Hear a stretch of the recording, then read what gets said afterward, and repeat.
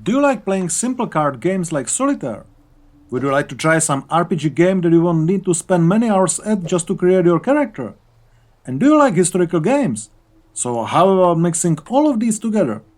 Welcome to watching VideoGaming Father's video review of historical solitaire-based card battler with RPG elements called Shadowhand RPG card game. Is there any strong story full of intrigues and surprising twists from the times when boats and carriages were the only means of transport? And is the main hero charismatic enough? Solitaire is quite an addictive card game, but are there some refreshing new ideas enhancing its traditional game mechanics? Are there just shallow RPG elements, or are they surprisingly complex? And isn't the game spoiled by merciless difficulty and user-unfriendly interface?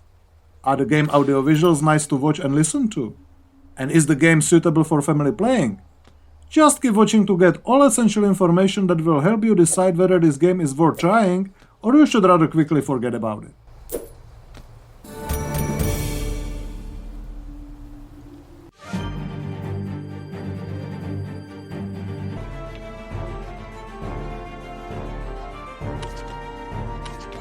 The story is set in the 18th century and follows the adventures of Lady Cornelia Darkmoor, who lives in a wild, lawless corner of England.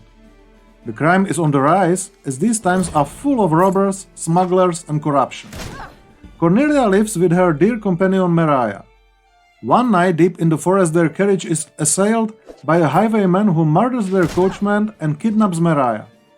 Cornelia is a brave young woman who doesn't want to be recognized. She disguises herself with some of the coachman's clothes and starts chasing the bandit. And so began her nocturnal adventures as a highwaywoman called Shadowhand. Her mission is to safeguard a woman she holds dear leads to a web of corruption, smuggling, and blackmail. The story is presented by the many text dialogues in visual novel style that are presented in the beautiful hand-drawn graphics, but are unfortunately undubbed. The story, full of intrigues and twists, is definitely worth following, and despite the absence of animations and dubbing, it still very well captures the game atmosphere and is one of the factors that drive you forward. Now let's get to the game itself.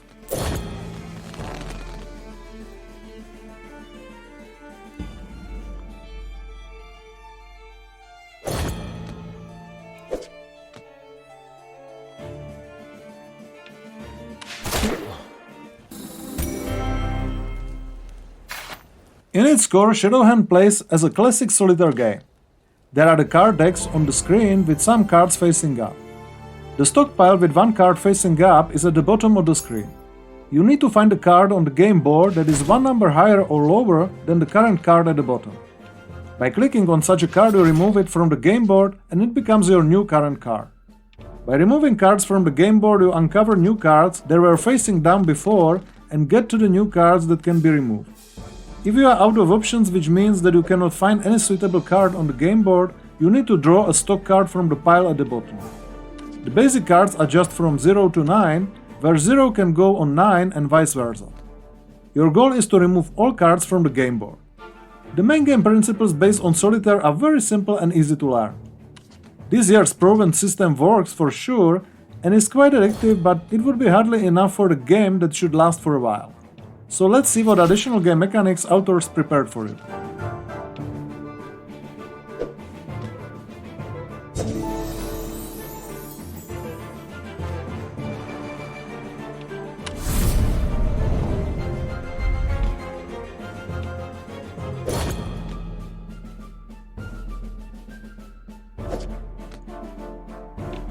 First thing that you notice are the combos. You start a combo every time when you play 6 cards in a row without drawing the card from the stockpile. Combos boost the multiplier. The more cards in a row, the higher the value of multiplier. What is it for? You get a gold for some removed cards that you can buy stuff for. I'm going to get this a bit later. The higher the value of multiplier, the more gold you get. Once you are out of options, you need to click the End Combo button, which draws the new card from the stockpile. There are 2 different kinds of missions. The first one I have already described. You play the cards until you remove all cards from the game board. The second type of missions is Duel, where you fight against some villain that strives for your life. Each of them is defined by life points, defense, and stealth, which increases the chance for starting in duel in the same way as your character. Both of you have some weapon or weapons that you need to use to reduce the enemy's life points. Each weapon has its characteristics that determine the damage it causes and also the number of cards that need to be removed from the game board to charge its attack. It can also have some special ability like pierce, a defense, or stun the enemy. This is determined by the percentage chance of such an attack. So you remove the cards from the game board, and once your weapon is charged, you can either use it against your enemy or continue further to get the bonus to your attack. The fight is based on a classic turn-based principle where your competitor takes an initiative either after your attack or if you need to draw a card from the stockpile. Once you decrease the value of enemy's life points to 0, you win. Or lose if your enemy manages to do it faster. You can bear 2 weapons at once, one in each hand, and you can expect quite a wide arsenal of weapons, from various cutting ones like knife, dagger, or sword to firearms presented by various pistols. You can either buy them in the shop or sometimes you get new ones from the defeated enemies. The fights are usually thrilling and depend on your strategic thinking and also on luck, which brings us stuff that you can either buy or get improve your character statistics.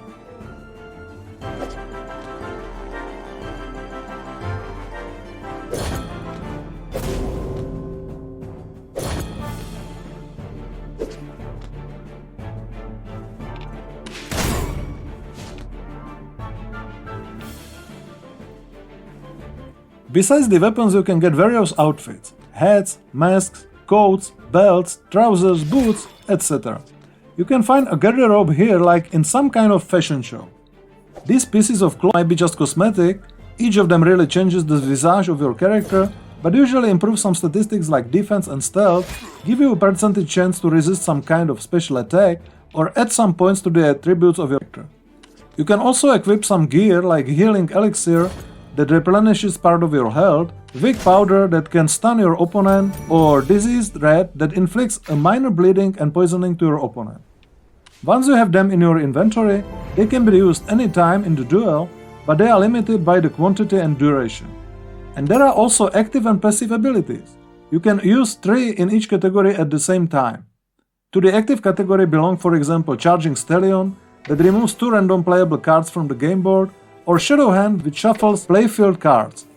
In the passive category you can find Hand Amulet, which reduces the number of cards needed to start combo by 1, or Affection Ring, which gives you 1 more undo option as you have a limited number of options to undo turn if you feel you could play it better. And that's still not all. Your character has also 6 attributes that can be improved as leveling up.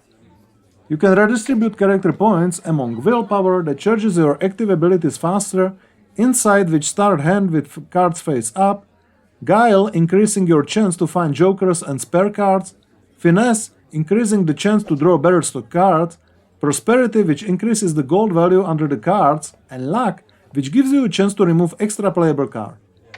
With each point distributed into some attribute, you can increasing the probability of corresponding action. And your character also has defensive skills like a chance to resist stun or poison, or deflect pistol and musket, and weapon skills like chance to stun opponent or counterattack. There are many ways how your character can be developed and what weapons, gear and abilities she can use. All of them are presented by cards, by the way. The RPG system is surprisingly complex for a card game, but easy to understand and lets you test various combinations with various effects, which is one of the big game pluses. What else has the game prepared for you?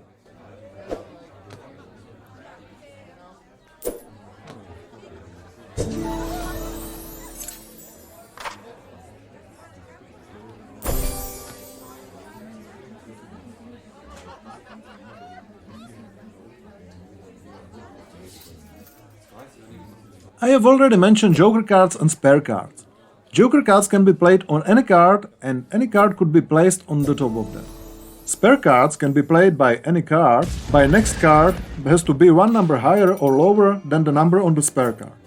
These cards are quite rare, but you can increase a chance to get them by corresponding attribute and also by some gear and parts of your outfit.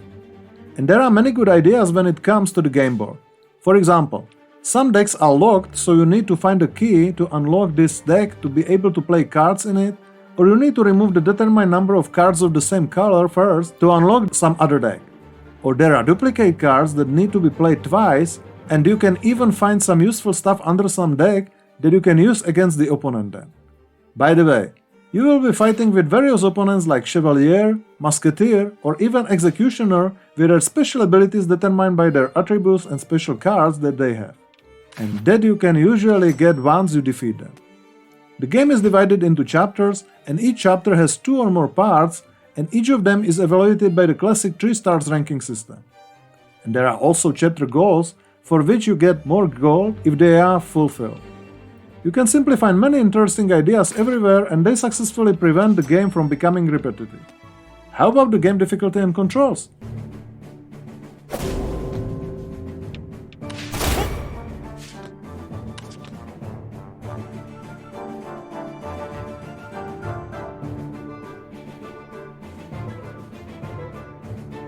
Shadowhand offers 3 levels of difficulty: relaxed, normal, and very hard.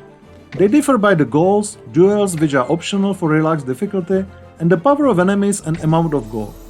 I have played the game on normal difficulty, and some duels were quite challenging, so I had to repeat them several times, but the game never became frustrating, and thus I think that everyone will be able to find the right level of difficulty for him. Controls and interface are user-friendly.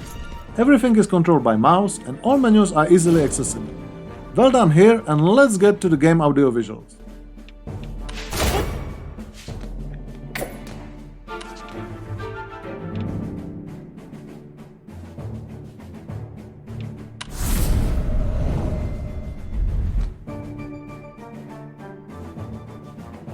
I have already mentioned beautiful hand-drawn graphics, very detailed and colorful, and also static most of the time. This can be considered a minus by someone, but on the other hand, the game still looks nice and can be played even on low-end PCs. Maybe the playable cards could have more interesting pictures on them, but it's just a minor remark. And I appreciate the look of the main hero that changes with every piece of outfit, and to see a beautiful woman covered under the pirate hat and behind a big bird is simply amusing. The orchestral soundtrack perfectly fits the game and changes enough tracks not to become repetitive soon. Sounds of cards and their effects are also distinctive enough, and background noises in various foreign languages while you are at the masquerade ball are excellent and highlight the game atmosphere. The only big minus I have really found here is the absence of dubbing, as it would make the atmosphere even better.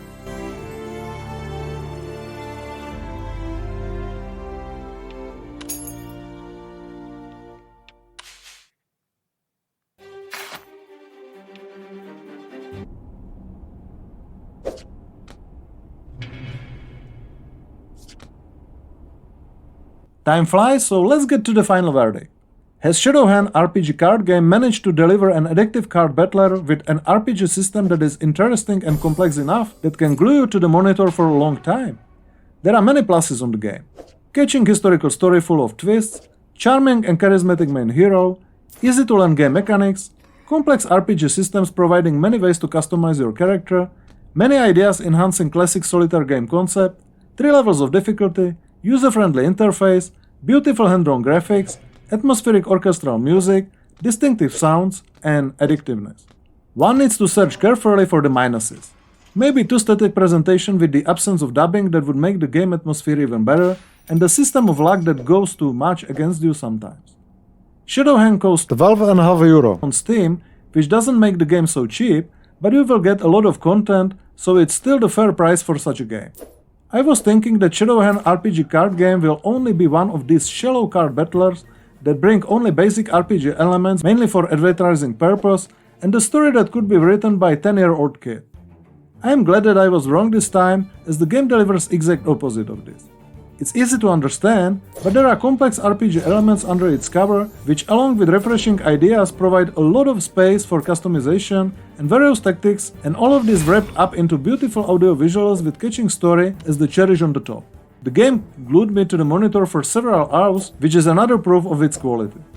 With a good voice acting and less static presentation, the game would be just perfect in its genre. Like this, I have still enjoyed it a lot, and thus I'm giving Shadowhand thumb up and VideoGaming Father's index A+ out of 10. Recommended. Thank you for spending your time by watching my video review, and if you have enjoyed it at least a bit, please don't forget about thumb up and subscribing to my VideoGaming Father's channel. See you soon!